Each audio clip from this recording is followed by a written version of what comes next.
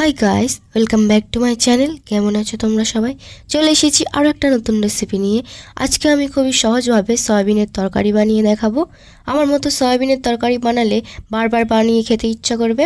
তার আগে যারা আমার চ্যানেলে নতুন তারা আমার চ্যানেলটাকে সাবস্ক্রাইব করে দাও, যাতে পরবর্তী ভিডিওর আপডেট সবার আগে তোমার কাছে পৌঁছায়। তো দেখে নাও সুস্বাদু এই সয়াবিনের তরকারিটা আমি কিভাবে বানাই। প্রথমে আমি এখানে সয়াবিন নিয়েছি। তোমরা তোমাদের পরিমাণ মতো সয়াবিন এখানে নিয়ে নেবে। তারপর একটা পাত্রে 1 গ্লাস পানি দিয়ে দিলাম। এখন শুকনো সয়াবিনগুলোকে দিয়ে দিচ্ছি। এবার এগুলোকে সেদ্ধ করে নেব। এখন এখানে একটা বড় সাইজের পেঁয়াজকে কেটে নিয়েছি, দুটো আলু ছোট করে কেটে নিয়েছি, দুটো টমেটো কুচি করে কেটে নিয়েছি। এরপর সেদ্ধ করে রাখা সয়াবিনগুলোকে তুলে নিয়েছি। এর মধ্যে থাকা এক্সট্রা পানিগুলোকে আমি হাত দিয়ে চেপে চেপে সমস্ত পানিগুলোকে বের করে নেব। সয়াবিন পানিতে ভিজিয়ে না রেখে এভাবে 5 মিনিটের জন্য সেদ্ধ করে নিলে খুব তাড়াতাড়ি হয়ে যায়। এরপর প্যানে তেল দিয়ে এরপর কেটে রাখা আলুগুলোকে দিয়ে দিলাম। এরপর হাফ চামচ নুন দিয়ে দিলাম আর হাফ চামচ হলুদ গুঁড়ো দিয়ে আলুটা হালকা ভাজা করে নেব। 30% মতো কুক হয়ে যাবে আর ভাজাও হয়ে যাবে। সেই সময় আলুগুলোকে আমি তুলে নেব।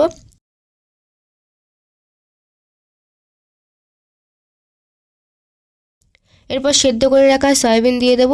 এটাকেও নেড়েচেড়ে ভেজে নেব। প্রথমে সয়াবিন দিলে কিন্তু সয়াবিন সব তেল শুষে নেবে, পরে আলু ভাজার সময় আবার তেল দিতে হবে। তাই আগে আলু ভেজে নিয়ে তারপর সয়াবিন ভাজতে হবে। সয়াবিনগুলো হালকা ভাজার পর তুলে নেব। দেখতেই পাচ্ছ সব তেল সয়াবিন শুষে নিয়েছে। এখন প্যানে পরিমাণ মতো তেল দিয়ে দেব। এরপর এখানে পেঁয়াজ কুচিগুলো দিয়ে দেব। পেঁয়াজগুলো গোল্ডেন ব্রাউন করে ভেজে নেব।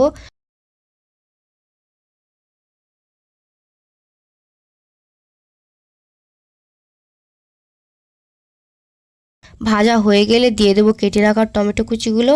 এগুলোকে একটু নেড়েচেড়ে ভেজে নেব। তারপর 1 চামচ নুন দিয়ে মিক্স করে নেব। এতে টমেটো তাড়াতাড়ি নরম হয়ে যাবে। এরপর 1 চামচ হলুদ গুঁড়ো, 1 চামচ ঝালের গুঁড়ো, 1 চামচ জিরা আর ধনের গুঁড়ো দিয়ে ভালো মতো সব একসঙ্গে মিক্স করে নেব। আমি এখানে 1 চামচ আদা রসুনের পেস্টও এখানে দিয়েছিলাম, দেখাতে ভুলে গিয়েছিলাম।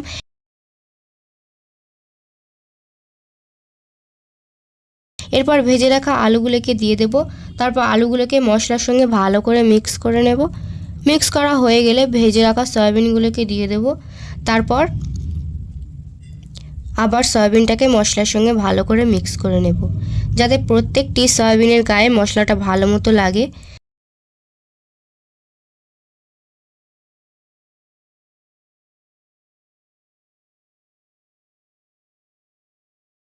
হাফ গ্লাস পানি দিয়ে দিলাম, সব একসঙ্গে পানির সঙ্গে মিক্স করে নেব। তারপর ঢাকনা দিয়ে ঢেকে 5 মিনিট রান্না করে নেব। 5 মিনিট পর আলুটা ভালো মতো সেদ্ধ হয়ে যাবে।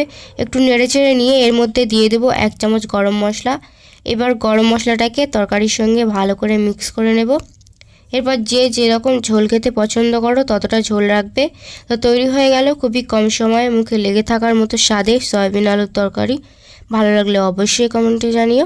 আর যারা আমার চ্যানেলে নতুন তারা আমার চ্যানেলটি সাবস্ক্রাইব করে দাও, যাতে পরবর্তী ভিডিওর আপডেট সবার আগে তোমার কাছে পৌঁছায়।